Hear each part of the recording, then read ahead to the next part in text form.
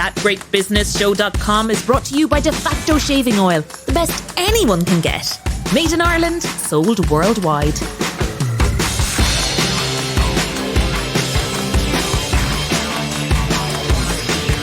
Welcome to That Great Business Show, episode 26, posted on the 19th of March 2021. I am Conall O Móráin. Yes, Ireland's best business podcast is exactly half a year old with 26 episodes under our belts. And our audience keeps growing and growing all the time. Míle buíochas to all of you for your support. On this edition, COVID has made us do a lot of strange or unusual things, but none so weird as the man who runs underwater carrying rocks because it's good for business, he says. Then we have an engineering company that cooperates with its competitors to win business, and that works. We'll explain what a B Corp is and why being one is good for your business. And if you think your work may not reappear for a long time post-COVID, it may be time to switch career to one where there could be up to 150,000 vacancies in Ireland alone. If you know a great company that should be featured on That Great Business Show, do get in touch. Producer at thatgreatbusinessshow.com will get us, and we'll do all of the work after that. And That Great Business Show is only possible thanks to the support of that great shaving oil company, De Facto. Made in Mayo, it is the world's best shaving oil. For men and women, it's the best anyone can get. DeFactoShave.com. Conobio at That Great Business Show. We're all doing a lot of strange things during lockdown, trying to remain sane. Poor little pooches are having the legs worn off them as their owners get their 5, 10 or 20k a day done. Gardens have been tilled, retilled and then tilled again, whilst others have gone crazy on sea swimming in our freezing seas. But the strangest activity I've come across is that of underwater running. A curious article this week in the Irish Times by journalist Arlene Harris about a Greystones Wicklow-based business owner and underwater runner, Dave Kerr, has already had 4,500 views on his LinkedIn page as people obviously want to know more. Just as we do here on That Great Business Show, which is why we've broken our own rule around gender balance on every podcast just this once. We're not so much interested in why Davey does it. We believe strongly in each to their own, but we are intrigued by Dave's claim that running undersea, carrying heavy boulders whilst you hold your breath for maybe up to a minute and a half is good for business. Dave Kerr, owner of VPT IT Solutions, based in Kilmachannock, County Wicklow. You are very welcome to That Great Business Show. Thank you very much, Conall. Are you mad? I don't think so. I think everybody else does. The numbers of people who have mentioned to me that they have seen this article, and all of them are saying, is he odd, mad, or what? Well, it's crazy, Conall, because the other morning I was walking along the beach and I met a lady and she said, did you read that article in the Times about this guy who runs underwater? And she said, I swim here all the time. And I said, I've never seen people doing that before, but I want to try it. And I said, well, actually, that was me. And she said, oh, right, you're a bit mad, are you? And I said, no, not really. No, it's just a bit of fun, but I think everybody should try it. And she said, oh, no, not for me, not for me. And I said, oh, well, maybe at some stage you might try it, you know? Tell us what that is, because underwater running, well, we'll get on to why in a second, but just what is it? It basically is taking a few deep breaths, avoiding hyperventilation, and we'll come back to that maybe in a while, but taking a few deep breaths, holding your breath, duck diving down onto the bottom of the water. It might be anything up to 7 or 8 meters, but generally speaking, below 6 meters in depth. And you pick up an appropriate weighted rock, which would be anything really, I suppose, anything between 10 and 25 kilos. And you grab it and you run as far as you can on that breath, underwater, for as far as you can. And then you obviously have to surface at some stage to take another breath. Where did you find or learn about this? I was always fascinated by the underwater. I've been scuba diving since I was 14, and I still actually scuba dive with my dad. So I've always had don't you? I teach it, yeah. I'm a Monitor 2 instructor with the Irish Underwater Council. But a few years ago, I actually did a course in Mullaghmore and of free diving, because I know, go back one step there, because I love the explanation you give. You did a course, a free diving course, but not a course that was free. What is free diving? So free diving is essentially diving on a breath, where in total contrast to scuba diving. Scuba diving is diving with equipment, as in an aqualung on your back. So I've been scuba diving for many, many, many years. And to be honest, a lot of the time when you're diving in Ireland, like we dive as a club all year round, which a lot of clubs don't, but you potentially spend about 15, 20 minutes putting on your gear, checking your gear, etc., and then you get into the water with about 2 meters viz, and you freeze your proverbials off, and there's very little to see in that sort of visibility. So you spend another 15, 20 minutes taking your gear off, having had a 10-minute dive. So I kind of said to myself, geez, it'd be great to do something that you don't have to have all this equipment on, and you can still get somewhat the same sort of experience in or under the water. So, like I say, a couple of years ago, I did a free diving course, not free as in money free, and with Sharon, and we went over to Mullaghmore and did that. And I came back and I discovered that there was another friend of mine who's a sea swimmer, Brian Gilmore, and he was very interested in it as well. And in fact, I think he had been doing a bit of it already. So the two of us just started doing it, and every day that there's visibility in Greystones, which is typically in the summer, obviously, we do it, and it's just exhilarating. It's brilliant. And we are going to post on our social media the videos of you. I don't think anybody has seen these yet. Obviously you have, but I don't think the great Irish public has seen these yet. And of you literally going down, you go down, what, about 6 meters? About 6 meters, yeah. And then pick up this rock and run with it. Yeah. Now, we're not a crazy sports show. We are a business show. Yes. Why is it good for business? I feel it's really, really good for my head anyway, in terms of business, because I get up in the morning, I go for a run and I go for a swim. And both of those activities, I suppose, I have a little app called Blinkist. I don't know if you've ever heard of it, but it basically is a short version of non-fictional books. And I would typically read a couple of books or listen to a couple of books during my run. During my swim, I'm thinking about my business and thinking about different things. But when you're rock running, you can't really afford to be thinking of anything else. You're thinking of your breath and holding it, and you're not really thinking about your toast or the next day or anything else. You're thinking about what you're actually doing. So it totally focuses the mind, if you like.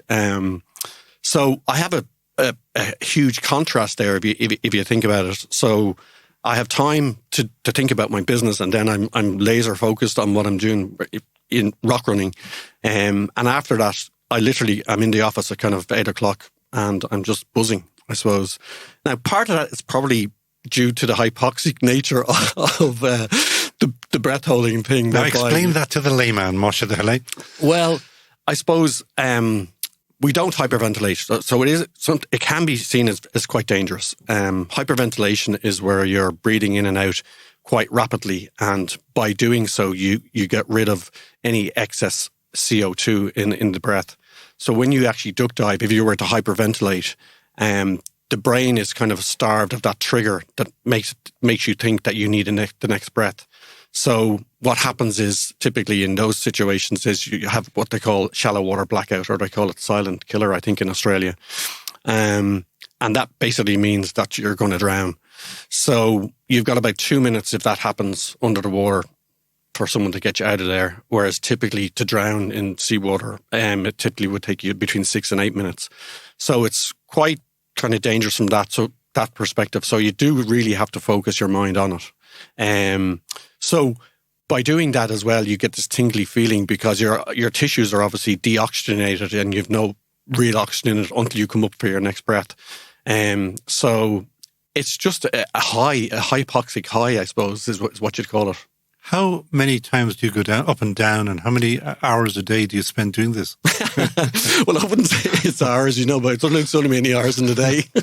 But we would probably do about 10 or 15 dives each, and that's the other thing I just wanted to point out as well. It is actually quite dangerous. So you really cannot do it on your own. We have to explain as well that you are not just a underwater diver and rock runner.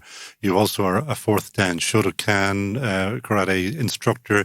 You have also run up, I think, Kilimanjaro. Did you play amateur, semi-amateur Australian football? Yes, I did all that, all right. but you do marathon man, triathlon man. No, I do a few triathlons, all right, but they're only little sprint triathlons, you know. I'm only a baby when it comes to just to explain to people, it's not just, you're not your average Joe. Do you know what I like all sports, to be honest with you. And you know, when I do something or I just get attracted to it and addicted to it a little bit. So I kind of tend to just do it to the best of my ability, I suppose, you know. So, and that even comes with holding your breath. Like, you know, I look at people and they can hold their breath for kind of 10 minutes and I'm saying, oh, Jesus, how the hell could I do that? You know, so I kind of started off practicing and downloaded an app called Apnea. So, of course, I'm there holding my breath in the office and people are going by and I'm like an advert for Mr. Ribena, you know. But anyway, not to go, oh, he's holding his breath again, you know, here he goes again. So, but I was able to get up to just under 4 minutes, you know. So I kind of do tend to get a little bit addicted to these kind of sports things and try and do the best I can at them, you know.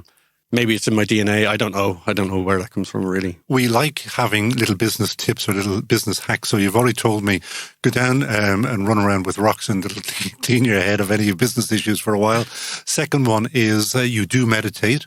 Yes, I do, yeah. That helps you hugely.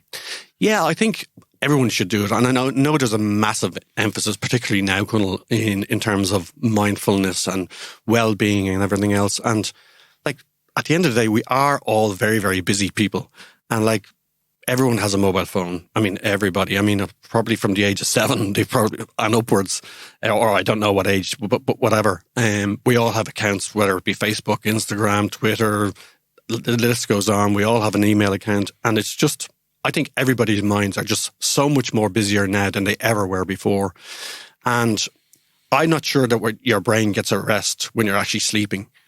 From all that, because you're dreaming and you're doing all the different things. So I try my best. I wake up at 5:45 and I try my best to meditate for 20 minutes. Now, it's very difficult. I mean, I never succeed in doing 20 minutes at a go, to be brutally honest. My mind starts going all over the place and start thinking of things, but I always try and bring myself back and ground myself again.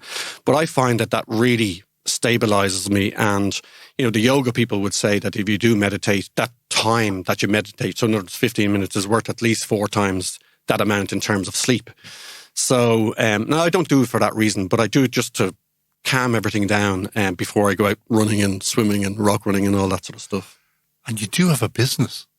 I do have a business, yeah. I have a great team up in Kilmechanic, and we've actually bought a company in Cork recently, so we've an office down in Cork as well. You're in IT Solutions, VBT, IT Solutions. VBT, we've 30 people employed, and we basically have about 350 clients, of whom we support their networks, and thank God through the pandemic we have about 40 clients that are particularly in the non-profit or the charity side of things, so we're allowed to stay open. So it's kind of business as normal, and maybe it's wrong to say it, but business has been very good because of COVID.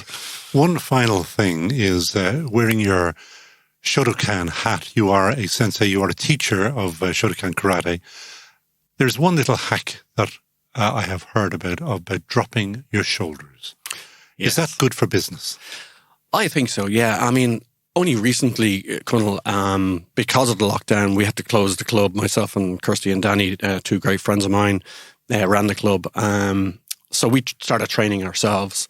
And I came up with the idea of trying to practice the katas. Now, a kata is a sequence of moves in martial arts, but trying to practice the katas that I didn't particularly like. And when I thought about it, the reason why I didn't like them was because, first of all, I wasn't good at them. And second of all, the reason I wasn't good at them was because I didn't train them. So we started doing the katas. Each of us started doing the katas that we actually didn't particularly like. So I kind of feel that the likes of martial arts seriously grounds you, first of all. But second of all, it challenges your brain and your mind to sort of say to yourself, well, listen, I need to do those couple of jobs. I've been avoiding them for as long as I can possibly remember. But you know what? I'm just going to go at it and just sort it out. So that's what it's kind of done for my head in terms of dealing with kind of thorny issues, or even stepping outside the box and actually trying different things and trying different solutions and trying different avenues to get to where you need to get to. Like taking dives down and picking up rocks. If anybody wants to find you or play with you or go underwater with you, where will they find you? Well, they'll find myself and Brian on the South Beach, just at the Men's there. There's a place called the Men's on the South Beach in Greystones. And in the summer particularly, we'll be there pretty much most mornings. At what time? Well, that depends. See, Brian isn't as early a riser as I am. But typically anything time between 7 and 8 in the morning. Okay. And if anybody on the West Coast or the East or the South Coast or anybody wants to start doing it, you are on an email, I presume. Yeah, it's dave@vbt.ie. So. Okay, well, you can get it there. Before I let you go, who would you hire in a heartbeat? Ooh, that's a great question. Do you know, the first thing I'd say, Conall, is they'd have to be a great bit of crack. You know, we have a great bit of fun in the office. We really, really do. I mean, I know it sounds a bit mad, but I have very little interest in IT, but I have a good idea of how it works. But I have people that know IT inside out, upside down and backwards, obviously. But so the first thing that I would say is they'd have to be a great bit of crack. They'd have to really, really challenge me. And they'd have to be a lot better than me because I want to learn from them. So I kind of think somebody like a cross between Stuart Lancaster and maybe Brian O'Driscoll, something like that, whereby, you know, I'd be hearing all sorts of rugby stories and that sort of stuff, which would be hugely of interest to me, you know. So you want half of each? Yeah, I'll have half a Stuart Lancaster because he's a great coach, and the other half of O'Driscoll because he'd make me laugh, hopefully, as much as I think he would. Good. Listen, Dave Kerr, owner of VBT IT Solutions, Kilmachannock, County Wicklow, you are so welcome to have joined us on That Great Business Show. Thank you very much, Conall. Subscribe today to That Great Business Show on your favourite podcast platform, including Apple and Spotify. Business can be cutthroat. To succeed, you have to produce better products or services at more competitive prices than your competitors. Unless you belong to the LINC network, that is. This member-led organisation based in North Cork and East Limerick attracted my attention because it challenges that orthodoxy. According to LINC's chair, Patrick Buckley, several member companies have found they're growing faster together than they would on their own due to ongoing collaboration. And that man, Patrick Buckley, knows quite a bit about success as his company, the EPS Group, based in Mallow, and employing over 500 people, is one of those hugely successful, under-the-radar companies that I love finding out about. And that's why Patrick joins me now at That Great Business Show. Hiya, Patrick. I'm very good. Thank you, Conall. 500 people. Let's just talk about that first of all. That makes you one big employer. It does, but I suppose it's all about perspective. It didn't happen overnight. There's a lot of people over the last 52 years who've been involved in growing that business, you know, from initially 3 people in 1968. So we're very fortunate, the current generation of management. I'm just one of them. We have a great team. And thankfully, over the last 8 to 10 years, we've had a great opportunity in expanding the business regionally in Northern Ireland and in England and Scotland, and also growing our business here in Ireland on the back of, you know, we've had, despite the recession then from 08, 09 and 10, we've had a great opportunity to expand the business and grow in Ireland as well. What is the business? Well, the business EPS is involved in water and wastewater treatment and pumping solutions. So we've plenty of that in Ireland. There is, and in fairness, the Ireland as a state obviously there's a huge and significant investment in our water infrastructure, which creates huge opportunity for companies like EPS, and there are many others. And we've also been very fortunate that there's a very strong domestic market as well for a lot of the products and services we provide for homes and farms and industry. And obviously we have a lot of customers as well in the dairy sector, the food and beverage, data centre and pharmaceuticals. So there's a lot to make work out of, but it's tough going. I smile because you went traditional, you know, dairy co-ops, etc. And then you throw in data centres. It's a kind of a left of field one, isn't it? It is, but a lot of the data centres use a lot of water to cool the data banks, so they need that water to be treated. And when did you cop that one?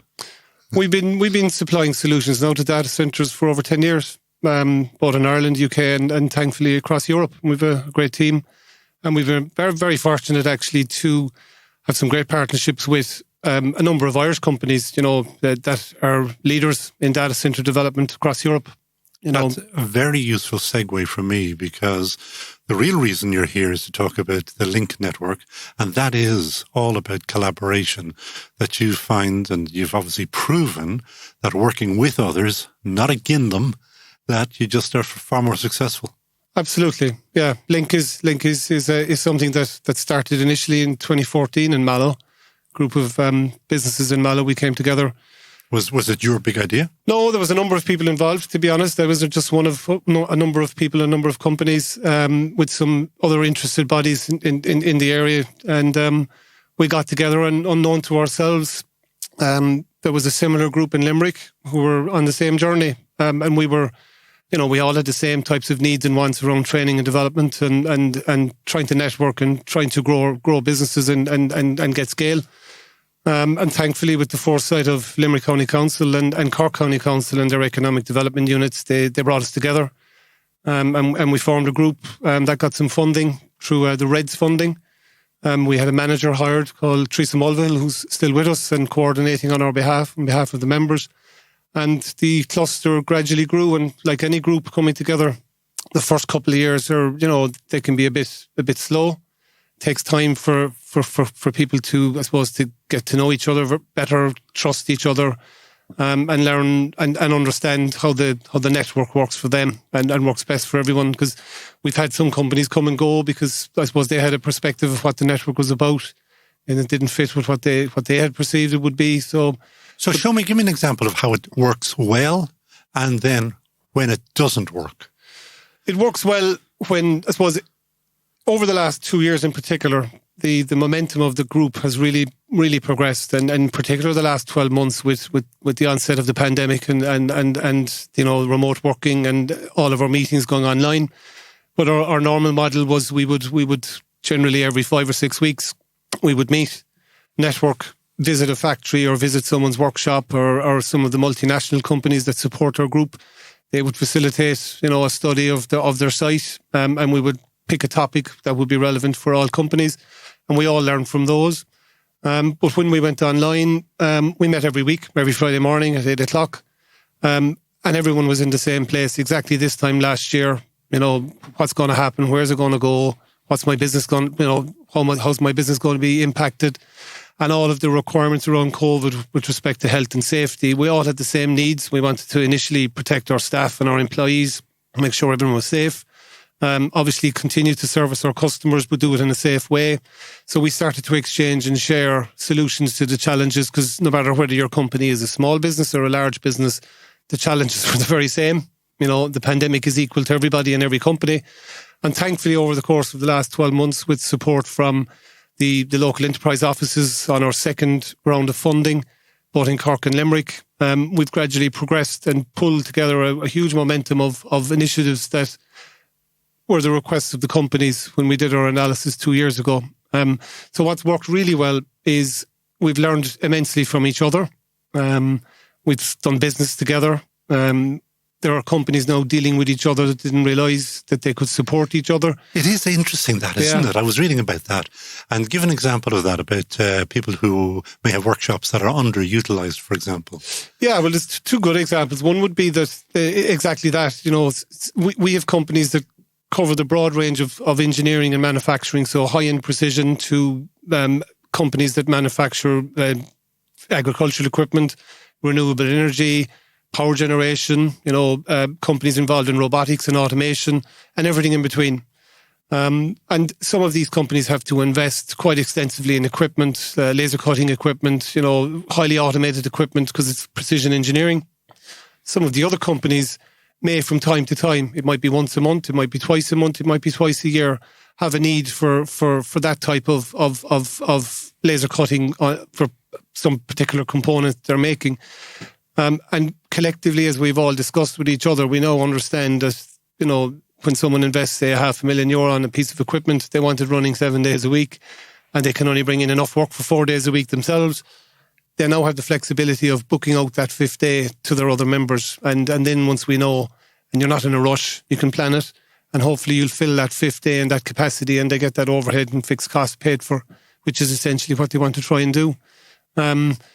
Stuff that hasn't worked so well is, people have come to meetings in the earlier days, and it's all about, it's like anything, it's what you put in, it's what you get out. And one or two would have thought that it was coming and we were giving, but no inputting. And it's not about that. It takes time.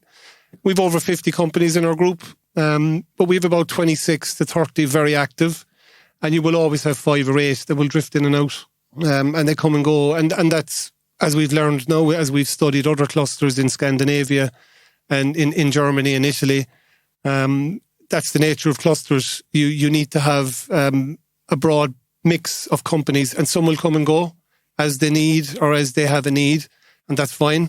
And then you have another core group of companies in a cluster who are all in, and they're very committed to it, and that's what makes them strong, because everyone's welcome to our group. And do the member companies have to pay, or how does that work? Yeah. So we have a membership, is €350 per year per company, so it's very reasonable. And thankfully we get support from the local enterprise offices through Enterprise Ireland, which is €100,000 for 2020 and branching into 2021 because of the delays with COVID.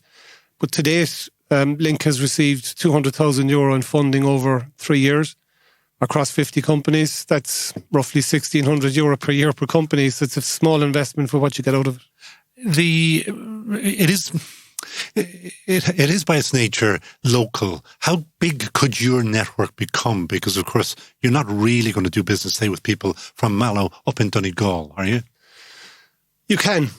Like some of the clusters in Northern Europe would have 1,000 companies in their cluster. So, but obviously because of our size and scale in Ireland, that's not feasible. But it is taking most of the sector. It's huge, yeah. And like the sector we're in is obviously engineering and manufacturing. So we cover from Cork to Limerick. We have an ambition to expand the network and bring in obviously parts of Kerry, the rest of Limerick, parts of Tipperary, and maybe West Cork. And again, if we've learned anything in the last 12 months, where you're based or located doesn't really matter anymore, because we've gone online with everything. Yes, once COVID it hopefully passes off in the next 6 or 8 months, and we can get out more and we can start to visit people's factories and tour facilities, well then, because that's a big part of the network, is actually people leaving the day job, going to an exhibition, exhibiting together, or going visiting factories so we can learn off each other and learn together. That's a bit of a struggle then for the distance wise. So a company in Donegal is a bit too far away from the activities we'd organise. But there are also a number of engineering clusters in Ireland, in the Midlands and in Northern Ireland, that we are tied with, and we link and we network with them as well. So I suppose where it ultimately can go to in time is you have a cluster of clusters in engineering supported by government that come together and share off each other and leverage off each other's capabilities and skill sets, ultimately to get off the island. That's the ultimate aim for all of us, is to grow everything. I love that phrase, because we have to all get off this island. 6 million here, 6 or 8, 10 billion offshore, so I think we know where the market is. Back to my usual cynical self. Those people now, you've already said of those people who wanted something for nothing, but within business, you know that there are opportunities arise and you're not really going to give them to your competitors. So within a cluster, there must be times when you kind of put it like fellas used to do with their homework back in the day, put your hand around it and keep it all to yourself.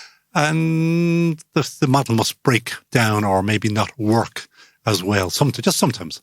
Sometimes, but we don't have a lot of companies that compete directly with each other within our group. There are 1 or 2 examples, but we've seen in other sectors where companies who were, really ardent competitors coming together for the greater good because it makes sense for them on particular projects or particular approaches around a product to bring it to market.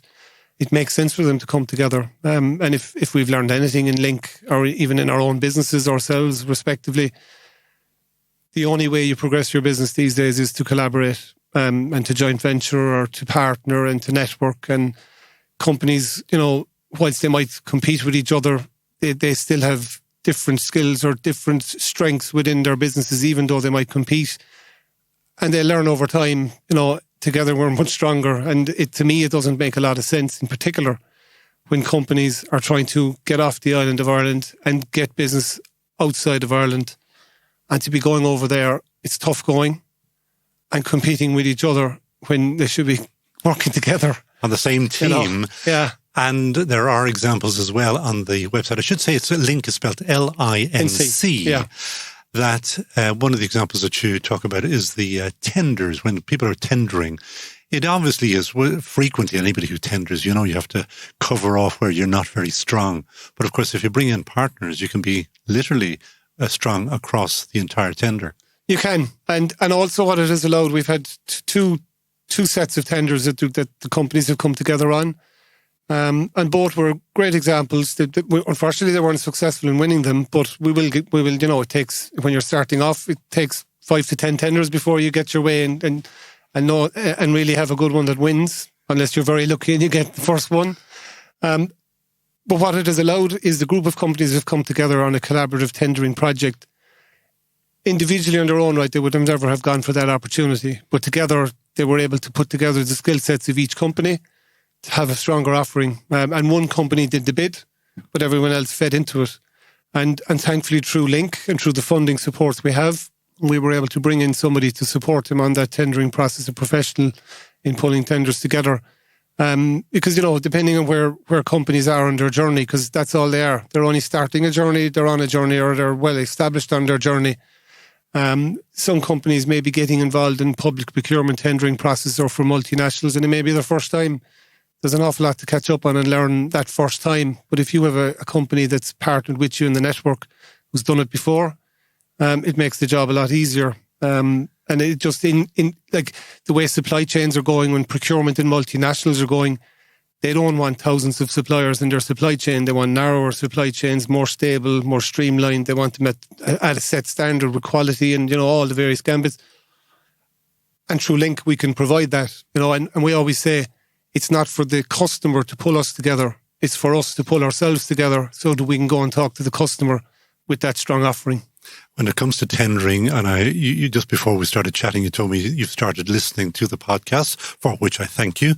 There is a young lad, he's only 25, called Charlie Gleason on one of the podcasts. I don't know whether you've heard that one yet.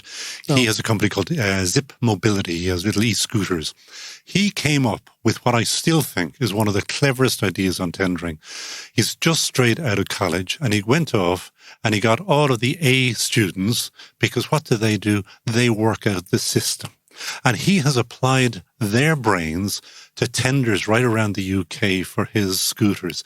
It's well worth listening to and well worth trying to copy. So anybody who gets a good superior mark in a college exam has obviously worked it all out. Absolutely. That's a little tip for you good, there. Thank you.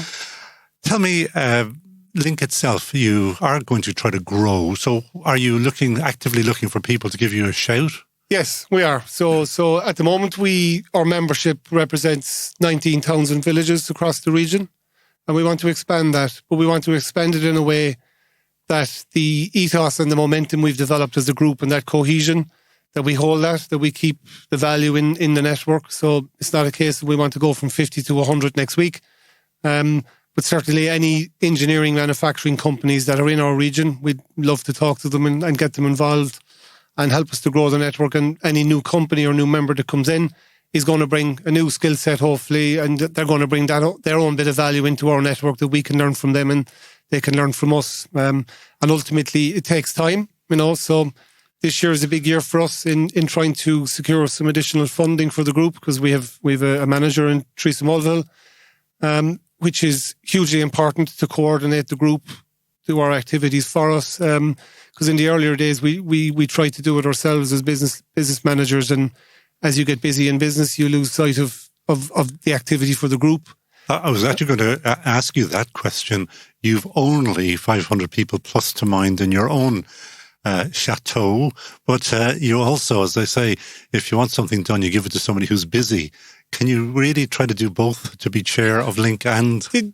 The input for me as chairperson of LINC is not a lot. It's very small, actually. It's a couple of hours a week. But for me, it's hugely important, because I suppose that we have a great team in EPS in our business, and there's great managers and great employees, and they don't need me to do their work for them.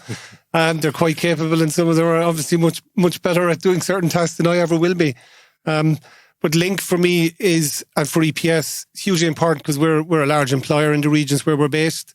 It's important for us to have good economic development within the region. It's extremely difficult at the moment for all of our members, including EPS, to fill roles, and it's very challenging to fill roles at the moment. Yeah, tell me more. A lot of the companies like Takumi, one of our members, has just announced 60 new jobs in a 3-year expansion. Precision engineering. Okay. Precision engineering. Which, I could spend an hour with you talking, of course, about the whole apprenticeship system, which we don't really do in this country properly, do we? Well, that's going to change, because part of our networking, we link in with the regional fora on skills, so Southwest and Midwest. We also link in with the ETBs and the colleges and the universities. And we've great dialogue with them. Obviously, the Minister Harris at the moment he's just concluding a review nationally, actually now, for a new apprenticeship program and strategy. And that's going to change the whole, I suppose, the dynamic of what traditionally people thought were apprenticeships. My frustration with that, though, is that we've been talking about this for a long time. We have. Jeez, man, would you just get it done? We need these people. There are fantastic jobs, fantastic careers. They'll be making precision things forever. Yeah, well, all of our members have apprenticeships and have apprentices, and that they have a tradition of that, particularly in the as people would typify as the heavy engineering or automation or CNC tool making, etc. But the new strategy, from the input we've had into it and from what we've seen, it's due to be launched, is going to be very different, I think, to what traditionally, if someone talks about apprenticeships in the past, it's a 4-year apprenticeship, it's a metal fabricator or a fitter or an electrician, that's what everyone thinks, or it's in the food sector. Whereas the blend of opportunities now coming through the ETBs and through SkillsNet, etc., will be very different, and people will have a lot more options and flexibility around what type of apprenticeships they will do in all types of disciplines across business needs. I will look forward to seeing when that apprenticeship announcement is made. Before we let you go, we always ask this question now. Hire in a heartbeat. Who would Patrick Buckley hire in a heartbeat? We will hire in a heartbeat, I think, and it's apt to this week, actually. I would hire Julie Sinnamon in a heartbeat. So would I, actually. Now, she's just been replaced or about to be replaced. About to be, yeah. So give us your reasons. The reason, well, a number of them really, but I think we have a long association with Enterprise Ireland and EPS, and I'm here today to talk for LINC, but Julie would be a huge addition if we could afford her and bring her into LINC on behalf of our 50 companies. She's extensive experience on supporting businesses and developing strategy for export and internationalisation and all of the good stuff that Enterprise Ireland do. But I found her to be excellent in that role over my years involved with Enterprise Ireland, and I particularly remember it was actually the week that her predecessor was retiring, and there was a function arranged last minute here in Dublin at 4:00 in the afternoon. And Julie had made a commitment to come to EPS some weeks earlier to visit us and meet with us to look at our business. And she still came. She landed at 8:30 in the morning, so she must have left Dublin at 5 or 5:30 and left us at 11 or half 11 to head back to Dublin for that function. So that was a commitment. She could easily have rang us a day or two before and said, I'll come again some other day, but she didn't. She did it. And my experience and exposure to her as the leader of Enterprise Ireland over the subsequent years was that commitment was there 100%, so I have only heard great things about her, and I have met with her, and she also has done fantastic work in trying to drag women into business. And absolutely. That's something we are hugely keen on ourselves. That's a great choice, probably the best choice so far. So that is Patrick Buckley, Managing Director of EPS Group and Chair of LINC, LINC. And if anybody wants to join your group or find out more, first of all, on our website. Yeah, on our website. And the website is? www.linkengineeringnetwork.ie. Very good. And we're actually rebranding at the moment, again through support from the Leos. So that'll be up and running in the next couple of weeks. And we just get in contact with Teresa Mulville, our coordinator, and Teresa brings any new member company through an induction, and then they get introduced to the group. Must be the best bargain. 350 quid. If you use it and use it properly. It's great value for what you get. It's great value for what you get. And it's, in any journey, we're only 7 years in. We've a good bit to go yet we've seen what really can happen for a region with strong clusters supported by government, proper linkages with, the various agencies. They can be really powerful, and for me, clusters, irrespective of whether it is in engineering or it doesn't matter what sector, there's a lot of talk of foreign direct investment, but this is the next foreign direct investment initiative for Ireland, in my view, is to invest in clusters for all sectors across the whole country. Really, really interesting, Patrick. And you have now joined Team GBS, that great business Delighted. show. And we will do our best for you, and we will be pushing and dragging people your way. And thank you again so much for joining us on That Great Business Show. Backing great women-led businesses on every show. That Great Business Show. I had never heard of the term B Corp. That is the letter B and Corp for corporation until this week, when I was told it was B Corp month. B Corp companies are part of a global movement of people using business as a force for good, it seems. And though there are only 3,500 B Corps worldwide, it is a growing movement. And we have some of our own B Corps here in Ireland. We have Urban Volt, Cully and Sully, Moyi Coffee, and Vagabond Tours, and French company Danone that has two major plants here, one in Cork and one in Wexford.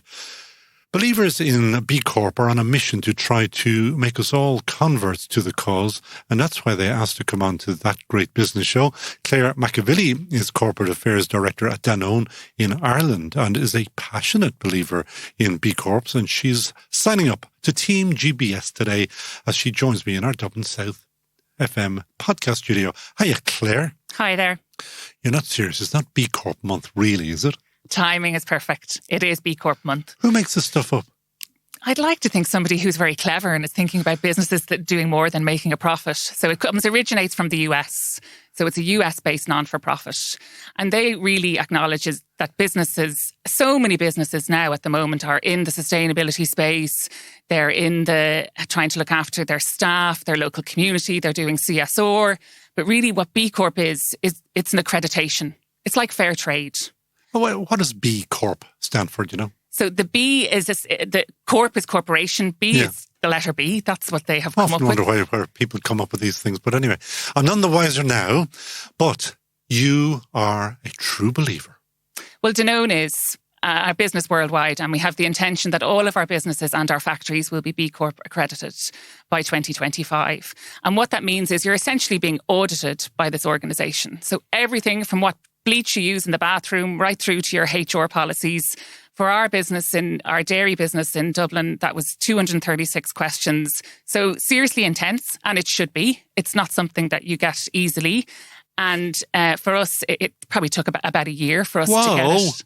That's a big commitment, and presumably it costs money as well. So there is, once you are successful, there is an accreditation fee, and that's based on the turnover of your business. But for us in Danone, we're really seeing, particularly in younger consumers, the real focus around transparency within asking businesses, okay, so what are you doing beyond just making profit? Beyond just making money. And I suppose, but one of the most important things, and which is challenging, I'm not going to lie, is that you are encouraged to change your articles of association to say that you're not just about making profit. So it's a legal change. Does that actually make a difference? In the eyes of B Corp, it does, absolutely. In your eyes? I think it's a real commitment, because it's not just about the lovely, nice CSR things that you do or how you've changed your packaging to be more recyclable, but it's you're fundamentally changing the way you run your business. So talk me through what Danone did, because we can obviously talk about others as well, but you obviously know the ins and outs of what Danone has done to get this accreditation. Yeah, so there was a lot of the things I think companies are already doing. So things like, HR policies, parental leave policies, a lot of things that you're probably doing already. But for us, there was a real commitment to look at things like volunteering, for example, and kind of formalising that and giving staff 2 days to volunteer. A year, is it? 2 days a year, yeah. And that is part of their employment contract, or they're an option for them? That's an option, an agreement by the business to give them the 2 days. There's a big focus around the environment and how you're the whole way through your supply chain, how you're impacting on the environment.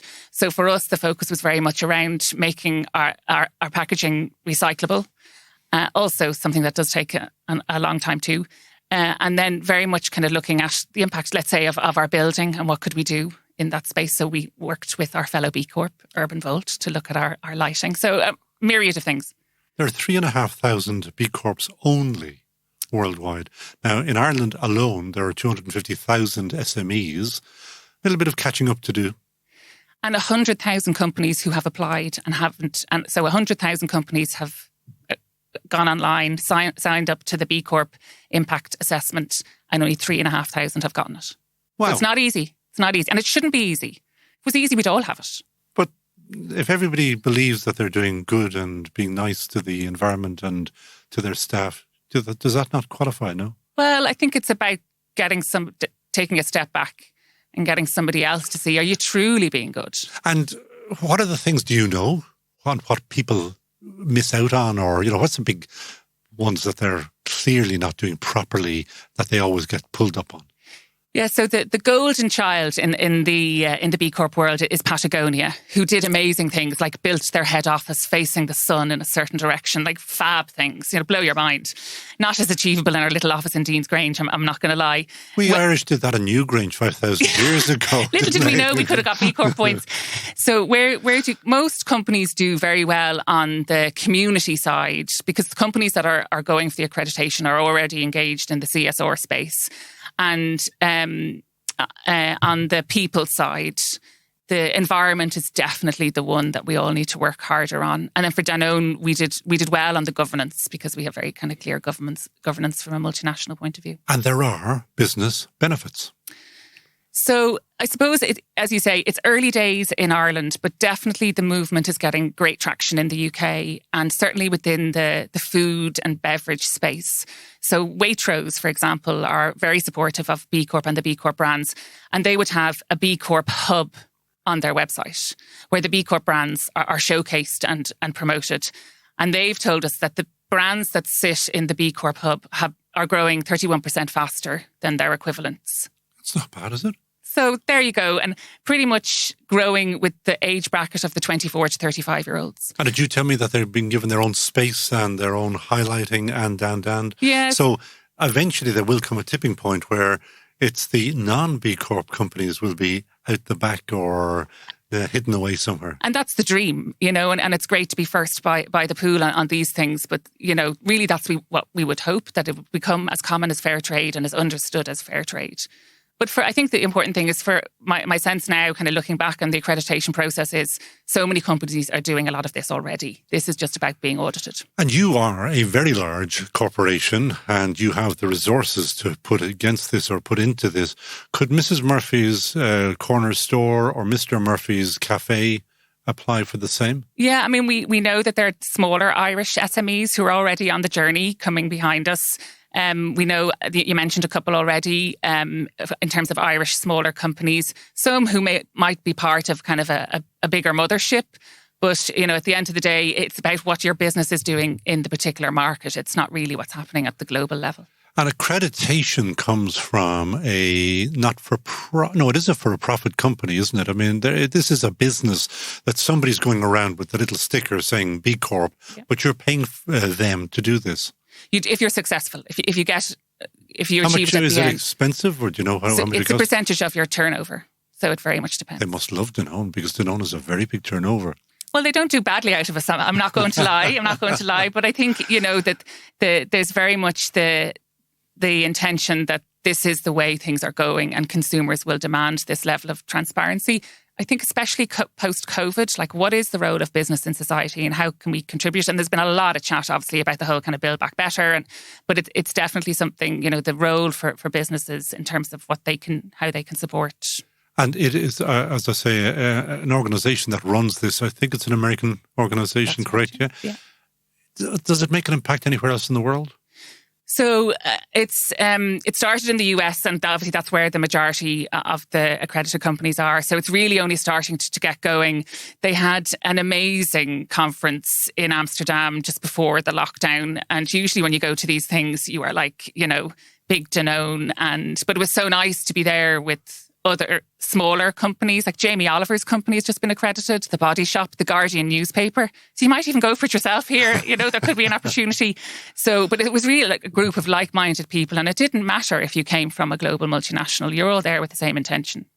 And you are encouraging other Irish companies to do so. That's why you're here. You want them to get involved. Yeah, we are. We are encouraging, but we're also offering our support, because you're dead right. We are very fortunate. We had our Paris pals giving us a hand to get us over the line. So, we'd be delighted. And we already are mentoring Irish companies who are coming along behind us. So very happy to support where we can. And what does that mean to a company that wants to do it? Is that a vast commitment of time?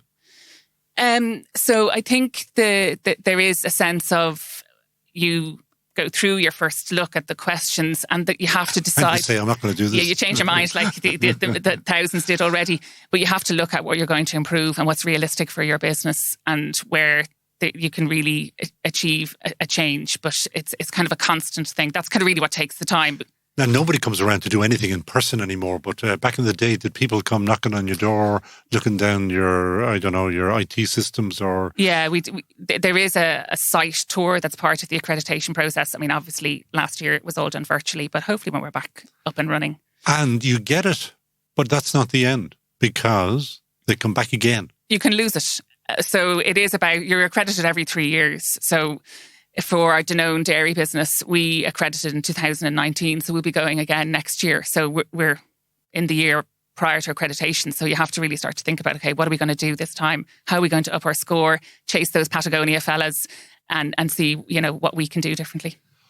I can't let you go with two questions. One is, which you're not even prepared for, but it was just happened that I read this morning. You're doing something really innovative in Ireland on the dairy side, on the baby milk side. On the infant formula, yes. Yeah. Good timing. The planets aligned. Yeah, so very exciting, a new innovation coming out of Wexford. So we have launched our pre-measured infant formula Optimal tabs. And come here to me. Now, listen, I have reared 3 babies who are now fully grown up, productive members of society. I was able to measure out the formula myself with a little scoopy scoop. How innovative is it to have a little tab? Well, so many other companies have come up with innovative formats of their products. And I don't know, do you remember being out and about where you had to bring the powder in a little container and then you had to shake it in, when you were on the road or whatever. Yeah. So it is all about convenience, and that's really what parents are looking for. And it's being made in Ireland? That's right. It's been made in Wexford. So super. With some Japanese technology. So delighted to be rolling that out. And we've launched in the UK first. That's our pilot market. Obviously, it's our biggest market. And then we look to roll out here. But it's also going to go worldwide from Wexford, which is the plan. Because you are huge in China. Well, we're huge and we export to 41 countries out of Wexford. So we are a major player. How many people employed in Wexford specifically? 354. And then in Cork? I think 200 odd. So you've got 500-600 odd people? And then about another 120 here in Dublin. So we are a very proud French company, but very much an Irish operation. Good. Now, hire in a heartbeat. You have been warned. And I got greedy and wondered, could I come with 2? And I said yes. Great. So my first is the amazing Alan Alda, actor. Yeah. In MASH. From MASH. I loved him in that. Yeah. So Alan was involved in a program called Scientific American Frontiers for many years. And he realised that the skills of acting would be very beneficial for scientists. So he set up the Alan Alda Centre for Science Communications. And I think now, Luke O'Neill, he is the media darling, that really there's an opportunity for scientists, particularly scientists who work. Do you think will Luke get an Oscar for his performance? God, I hope so. I'd hope to be there for it. But it's certainly for us in the food sector, in pharma, in tech, the role of the scientist telling a story about your brand. It's, it's a real opportunity, and Alan recognised that. And I have heard about him doing that before as well. It's a huge business for him. Massive. And I was really fortunate to meet him in person. Meeting your heroes. It's always a little dodgy. Which way is it going to go? So I was involved in a science communication SciComm conference for a couple of years, and he came over to speak and was just a legend. A very charming man, I believe. Now, you have a second one. My second, and sorry to be greedy, but I couldn't come away without mentioning Chuck Feeney. Yeah. So I was fortunate in previous roles to work for an Atlantic Philanthropies funded charity. So obviously made his millions in the duty-free shopping billions. His billions, and gave it all away. Every last cent. And so also another hero that I was fortunate to meet in the office on Bagot Street, and he walked in with a shopping bag and a problem with his Swatch watch, and that was him. You know, it was all about the role of business and philanthropy. He was like the grandpa way before Bill and Melinda Gates. And a man who has done absolute huge things for this country.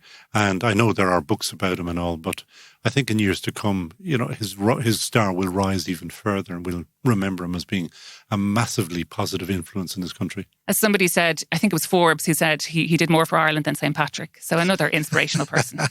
And hang on a second, those snakes. Those snakes. Claire MacEvilly, thank you so much for joining us on That Great Business Show.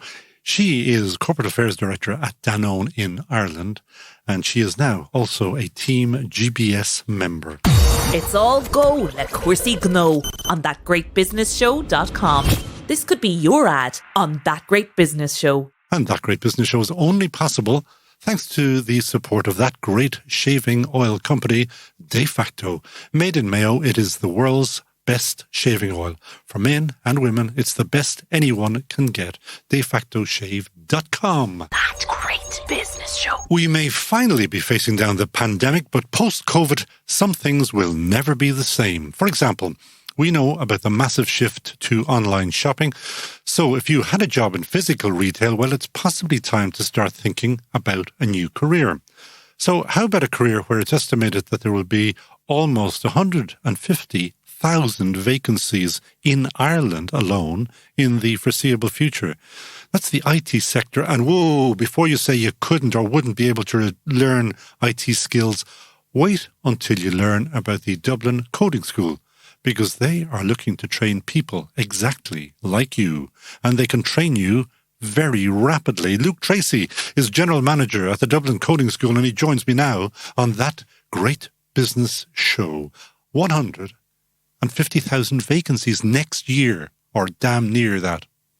Yeah, and that was the prediction by Skills Ireland, actually. So it's not our number, it's coming from their research. We can get into that maybe about why we're launching the Dublin Coding School, and you've certainly hit the nail on the head that's one of the reasons.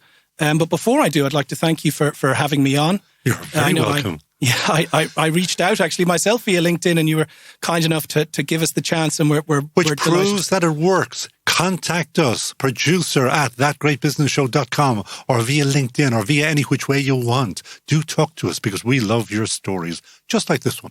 Yeah, absolutely. If anyone is listening and wants to get the word in, come on. I would advise. They're very friendly and they got back straight away. But but you mentioned the skills gap there. So yeah, I mean, the Dublin Coding School, we're launching it this month, and we're launching courses in IT. I'll maybe get to some of those, what they are later.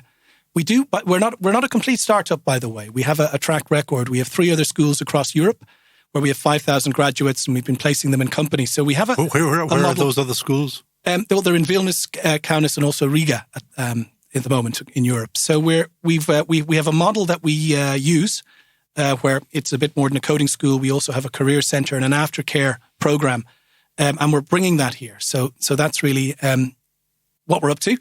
And what you are looking for, you're looking for 1, adults.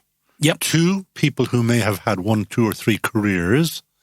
And my introduction, I actually waved that big red flag to people saying, I know nothing about IT, but you can actually change all of that.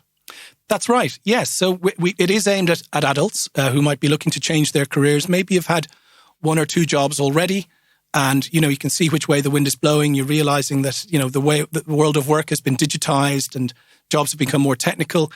Or even during COVID, I know it's a time where a lot of people need to reset.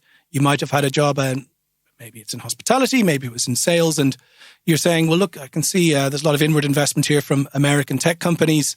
There's a lot of ads for data analysts, for web developers. Maybe that's the direction I should go. So it's aimed at adults who want to change their careers. Now, look, anyone can come along. So if you're an 18, 19-year-old and you want to come and do our courses, that's absolutely fine. But we're targeting adults who want to change their career, but also the courses are designed for them. So we've done some research into how adults learn. Our lecturers go at that pace. They're they're ready for people who are experienced in life, but maybe not in technical areas. So that's really who the school's for. Now, we're not talking about a 3 or 4 year kind of university course either, which is music to my ears. Yes, well, that's actually well spotted. So the courses are 2.5 months. And can you honestly teach in 2.5 months? Honestly, you can, you see, and we have done it. And well, because look, the people coming here, it's not a sort of a nice to have. You're going to learn crochet or some sort of hobby. This is a must have. You're trying to change your job because you've hit a wall or something like that. So you mightn't have time to do a 3-year degree at university. You mightn't even have time to do a 9-month diploma because you need to get your CV out there now to get a job. So they're designed in 2.5 months. They're led by, and this is very important, industry professionals. So people working in the field right now, not academics. And they're teaching you how to do the job from their point of view. So for instance, our data analytics course, which is the first one we're launching next month, we have 3 lecturers on that, one of them at Bank of Ireland, one of them at TikTok, ex-Facebook, and the other one at Wayfair, very large retailer. So these are really solid pros who are going to teach you. And also, when you register for the course, you get 2 goes at it. You can sit the course for 2.5 months. And if you say, look, something hasn't sunk in, I can get my CV out there now, I can sort of start applying, but I think it hasn't sunk in. So we actually give you a second chance. So you can re-register for the course, sit it again within a 12-month calendar year period to sort of re-sit it with another lecturer just to get the information in. So we offer the courses quickly with an industry professional and you get a second chance. I'm sure there's a lot of people listening to this podcast who have done 2, 3, 4, 5 years of data analytics, and they're listening to you who is going to do the same in 2.5 months, and they're saying, get off. Well, that's, and their opinion is valid. But also remember here, Conall, we're training people to entry level. We're not saying you're going to be advanced. So we're helping you change your career and get in at the bottom. So we're looking at getting you in as an intern to then being hired, or getting you in as a junior data analyst, junior web developer, junior software tester. So that's really the level we're training you up to. And if you're a 40 or a 50-year-old, would that apply as well? Yes, because these are, we're taking a leaf out of maybe B2B training. So, you're not getting a degree here, but what you are getting is a certificate and a portfolio. If you look at the way artists try to get into art college, they take smaller courses, they build up a portfolio of work and they demonstrate, this is what I can actually do. It's not about the piece of paper, it's what I can do.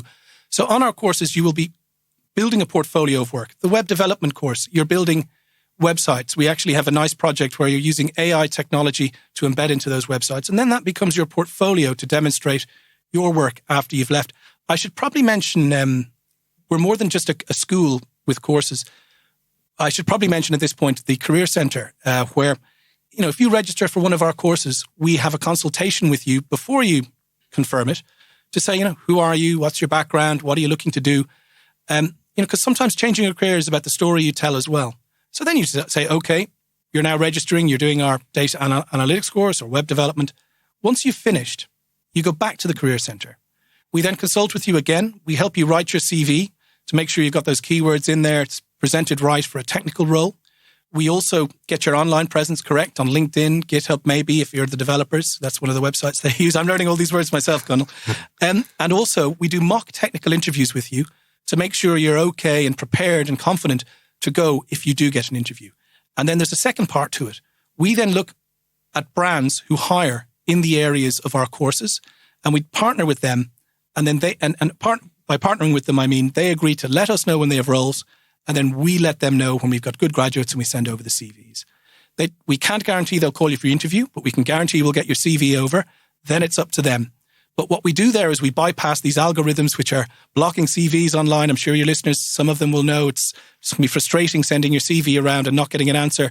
We get it in that back door, so hopefully you can walk in the front door. So that's the Career Centre and how it works. All of this is online at the moment? Yes, we have, it's dublincoding.ie is the website. But also if you're looking on LinkedIn, Twitter, Facebook, even Instagram at the moment, but that's probably more some fun pictures we're putting up. But if you put Dublin Coding School, you'll be able to find us. And if you want to get in touch, you can also, my email is luke@dublincoding.ie, or there's the info one. Get in touch with the team. I never believe those info ones. Just go, Luke. I know. And this will cost money. Yes. K8, how much? Depending on which course you're doing, but they start around the €1,500 mark. So you would be doing web development for data analytics, which is the first one we're launching here. It's 1,890. But if I did that course, and I have a big interest in the whole area of data analytics because it is, without question, the future, everything. This podcast is so digitally analyzed, it's not funny. Everything, almost decisions we make about guests are based on digital analysis. The future will be data analytics, but the course will prepare me for, you said entry level. Are there jobs in, take a name, Facebook, in Google, at entry level? Well, I'm glad you asked that. So we actually design all of our courses based around analysis of the jobs market. So if we see a job being advertised enough, it triggers us, this is in a technical space. Your algorithm. To put that job on. So if you take something like the banking sector, you used to deal with them over the counter, with paper money, and the bank would have to hire the tellers to be there. You probably noticed they're not there anymore. And now it's all apps, it's digital, it's, you're doing transactions online. And if you look at all of the banks now, they're all hiring data analysts. And that's a job that they're there. So even in retail, they're hiring data analysts from managing the stores. There's sensors underneath all of the shelves you're going around in Tesco, which is just below the studio here, telling them when to restock the shelves, what products are selling more. And they're hiring staff to manage all of these systems. So the world of work has changed. And yes, there certainly are jobs in the areas we're putting forward, which were initially data analytics, web development, at the entry testing. level. That's my question, yes, really. Yes, at the entry level. So if I do your course and I get your piece of paper, which is not accredited by any university or anything, is it? Does it have, those levels? Is it a level 5, 6, 7, 8? No, we do in other countries, but here no, because it is about practical learning. So we're building your portfolio, your technical portfolio, and then your skills to be a practitioner.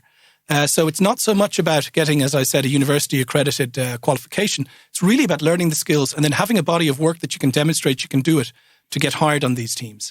And you'd be surprised the types of companies hiring technical people now. We always say, Google, Facebook is the example. But then there's so many other companies that are, a partner that we're getting on board now is a supply chain company. And they analyze the data within a supply chain. And they need data analysts to do that. They also need software testers to make sure their software is running okay. Actually, you on the phone to me got very excited about software testing. You told me it's kind of the orphan child of this area. I did. And it's the real unsung hero of the technical jobs world. And what do they do? Because you get the web developers and designers who are probably the rock stars here. So they're developing your website, the front end, the back end, and they build the shiny new toy. Then they need to pass that on to the tester who will basically find the bugs, find the mistakes, find the things that aren't working, and they test it for all manner of things. And then they send it back saying maybe these things need to be changed. So they're called QA testers, so quality assurance testers, software, very big in the computer gaming industry. And in fact, we're bringing on a computer games company as a partner who are having, I can't name their name now, who have an internship program going on in 3 months. And they've agreed to consider our graduates as interns for that, one of the major computer games companies. So that's a good one. We're going to have an event about that actually once they come on board about what it's like to work in the computer gaming industry. We're actually having an event this month actually on the 30th. This is March. Yes, this month on the 30th of what it's like to work in data analytics. And 3 of our lecturers are panelists on that. That's all confirmed. So you can check out that event. But going back to the just because I think people will be they'll be really interested in this. Where will they find that? And can they register? Is it free? They can register. We'll be putting up the registrations probably by the end of next week. We've just confirmed the speakers and everything. So that'll be on our social media, and it'll be on our own website, dublincoding.ie, and it'll be on our Facebook, LinkedIn, Twitter. But just to finish before my third thought on the QA testers, and even I didn't realize before, there's a real career there. There's entry level, so there's junior tester. There's, executive level, and then you have heads of department now, the head of the testing department. So there's a whole career path through in testing. And there's 2 types. There's manual testing, where you're doing it yourself. Then there's the more advanced automation testing, where you're running these programs. And so that's a course we offer. And I think people looking at the technical world don't always realize the specific job titles and career paths that are there. So that's really what we're trying to demystify and bring to the public. You're not prepped for this question. Look deep into my eyes. Yes. Have you done any of these courses yourself? Me? not these particular courses. I haven't done myself, but I have a background in being a glutton for punishment for education. So I did my initial degree in the arts and English and history and masters, and then I did an MBA in Imperial College. But then technical-wise... For those who don't know Imperial, that's a posh one. That's pretty cool.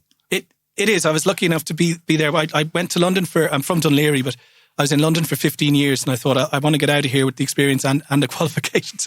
But then I did 2 part-time courses. So I did artificial intelligence in MIT was one of them. So I've done technical courses and seen how they can work. And of course, I haven't sat this course, but I have read over all of the materials and the syllabus and all the rest of it and engaged with the lecturers. Next difficult question. Why did you call it the Dublin Coding School, not the Ireland Coding School? Yeah, that's another one. I mean, our coding schools throughout Europe are named by the city. Now, in a pre-COVID world, if you take a country like we had one in Lithuania where it was the Vilnius Coding School, their second city, so like Cork, is Kaunas. So it was the Kaunas School and their walk-in facilities. But it's online now, so it's all... But it's Dublin because that's our brand. We name ourselves by the city and that's how we've done it. Probably a point that came from that is we are looking at having a facility in Dublin where, maybe next year when it's okay, when it's safe. And then as a student, you can still register online or register to be a live student. And we'll always offer the online version as well. And who is the we behind all of this? The we, well, there's myself. The founder is actually Julia, who is from Vilnius. She founded it and they've got a big team there. But now I'm here. We've actually registered. Are you the sole flag bearer in Dublin or in Ireland? I was the first. We have a team now. So, we've registered as a limited company here. So we're the Dublin Coding School Limited. We're a sister company. And I'm the general manager and company secretary. But we have a marketing manager here now, Greta. And we've also got now a team of lecturers, to cover all the courses. So we have a team that's just here. But, we do communicate and share tips with the other schools around Europe. This is pretty good now. Final question is about hire in a heartbeat. Who would you hire in a heartbeat? Now, that's a great question. And it's left field. And I have to say, were kind enough to tip me off yesterday that this might be asked. And I had a good think about it. And, you're going through the world of sports, you're thinking, and it's very hard to leave Paul McGrath out, but I did this time. He's one of my heroes. But, and then you're thinking, will I put in Barack Obama? But actually, I settled on William Shakespeare. Okay. And the reason... We had Andrew Lloyd Webber on episode 25, I think. Yeah. So Willie Shakespeare, that's kind of bringing us up market a bit. Yeah, and there was reasons for it, which maybe a lot of people mightn't know about Shakespeare. So there's been quite a bit of scandal about some of the actors, Mark Rylance being one, saying Shakespeare didn't write these things, and we've looked at the handwriting, and sure, he did write this, but then someone else wrote that. And it's actually a fundamental misunderstanding of him. He was a very collaborative team player. Shakespeare would write things. He'd get his great friend Burbage, the actor at the time. And actually they're saying Burbage got a state funeral, by the way. Shakespeare didn't. He was the star. He was the George Clooney of the era. And they said that he hit it big with Julius Caesar and that was the big hit. And then Shakespeare said, right, I've got to write parts for him. So he did King Lear, he did Hamlet, he wrote all these parts. And he'd basically try out scenes. The actors could ad-lib it a bit. He'd rewrite them. They'd write them in. And, they kind of collaboratively came up with it, but he was the driving force. So I want him as a team player. Obviously, we want someone in our business as a great copywriter to market. But the third thing, he ran the business of the company himself. And he was a very rich businessman putting out these plays and getting the income in. And he obviously retired to the countryside. So we'd also have his business Nouse, which is also something maybe people didn't realise about Shakespeare. So I think he'd be perfect. He sounds very interesting, and I can honestly say I hadn't thought of him before, and you would be amazed what you learn, what we all learn on That Great Business Show, because I've just learned all about Mr. William Shakespeare. Luke, if anybody wants to find you, they will find you at luke@dublincoding.ie. Yep. Cool. That's Luke Tracy, General Manager of the Dublin Coding School. Thank you very much for joining us on That Great Business Show. And that is it from That Great Business Show. The stars on the show was Keith. That's Keith Stars, our exceptional engineer. Peter Rice will add some spit and polish and ads later on. And that's why we're already known as the best-sounding podcast by far. This week's shout-outs are for Arlene Harris for highlighting Dave Kerr, Business editor without equal Vincent Wall suggested Patrick Buckley.